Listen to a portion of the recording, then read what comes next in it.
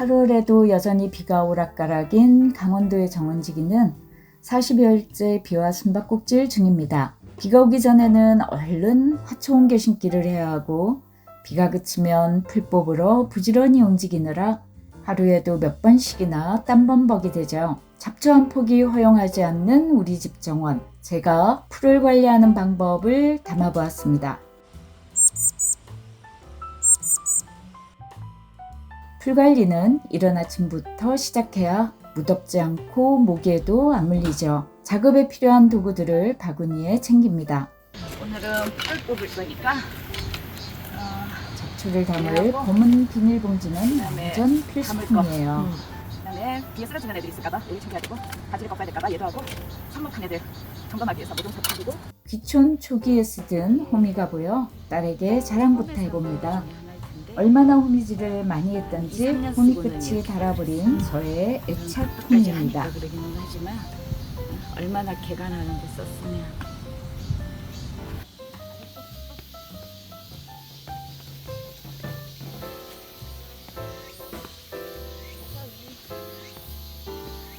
잡초 관리에서 가장 기본은 풀이 없더라도 한 번씩 호미질해서 잡초 씨앗이 싹을 틔울 여지를 없애는 거죠.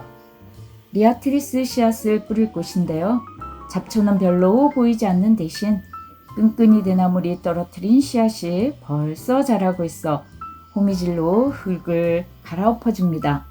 이렇게 하면 잡초 씨앗들도 화들짝 놀라겠죠?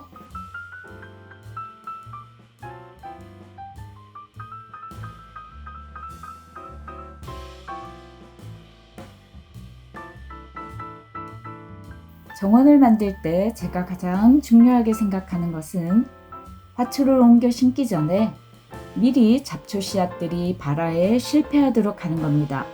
즉, 빈 땅의 흙을 여러 차례 긁어주고 뒤집어주는 것이 키포인트죠.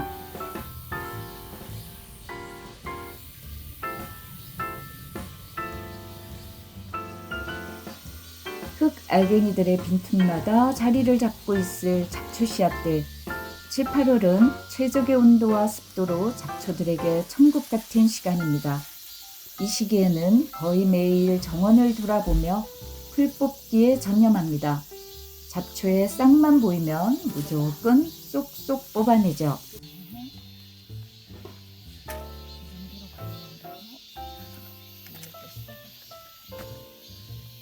싹이 조그마하니 호미로 작업하기가 거추장스러워요. 제가 애용하는 잡초 제거 방법은 단단하고 얇은 나뭇가지로 뿌리를 들어 올리는 겁니다.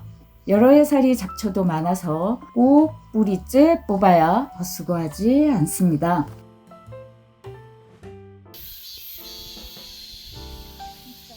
이른 아침 키가 제법 자란 화초들 사이를 뒤적이며 정원 산책을 합니다.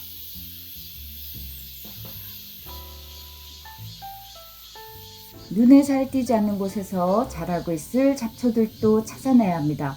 혹시라도 놓쳤을 잡초와 눈속임을 하고 자라고 있을 잡초들을 찾아내야죠.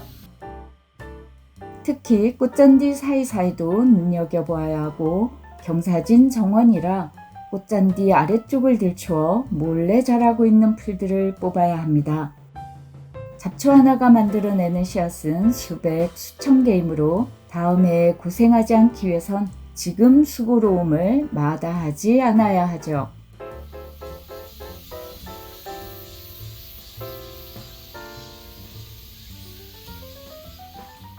무스카리가 여름잠을 자러 잎을 떨군 상태입니다.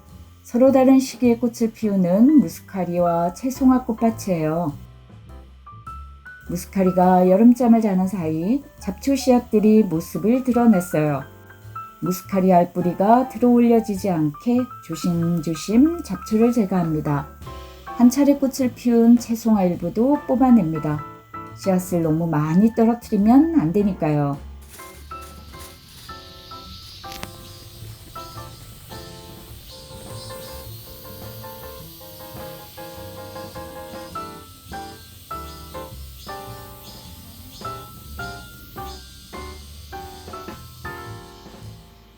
여러분의 정원에서 가장 굵직거리 잡초는 무엇인가요?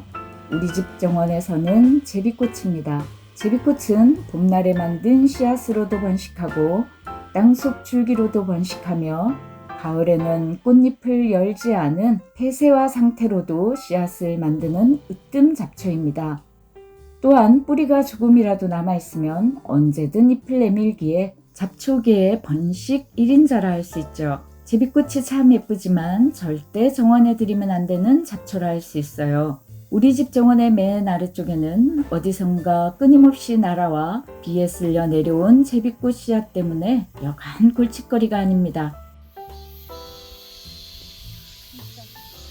잡초가 끊임없이 자라는 이유는 바람 타고 날아오거나 두더지가 길을 만들면서 땅속 씨앗이 위로 올라와 싹트거나 퇴비에 섞여 들어간 풀씨 등등의 이유일 텐데요. 잡초와 전쟁을 치르느라 정원을 가꾸는 재미나 여유가 훼손되지 않게끔 처음부터 철저하게 그리고 여러 매 집중적으로 잡초를 관리하는 일을 게을리하지 않고 있답니다. 오늘도 시청해 주셔서 감사합니다.